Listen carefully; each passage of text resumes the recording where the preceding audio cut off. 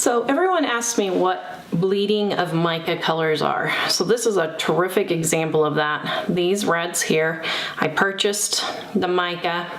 I did not know that it bled. When I went to use it for my embeds, of course, it started bleeding into the soap.